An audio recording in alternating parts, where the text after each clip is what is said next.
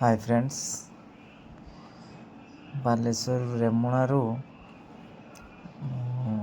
बाहरली duty जीवी बोली आसिया बाटरे आम जो जियो पेट्रोल पंप अच्छी से Jio petrol pump Reliance petrol pump सामने गोटे गाड़ी को धराई। बहुत लोग जमा होते मु भाविली कौन गोटे एक्सीडेंट ना कौन गाड़ी छिड़ा कर देकी जाइए देखापी। देखला बेलू ये महान व्यक्ति बुलेले महान व्यक्ति जनक बहुत जन को कोटिकी आदि कोटिकी आसती गाड़ी अटकी जावाई किंतु कहीं भी माने अटकी ना समस्ते पछा करी करी करी करी ये भाईना जनक बहुत चेष्टा करी अटकी अटकिया फल सी हूँ मानुनी भाई जन मानुनी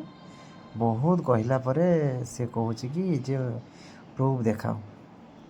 मु कोटिची बोली प्रूफ कौन जदि प्रूफ ना तू आसलु कम एत बाटर आसलु कम तू सीट छिड़ा था सीट रही था तोते आम ठिया करने कहते तू ठिया न हो तू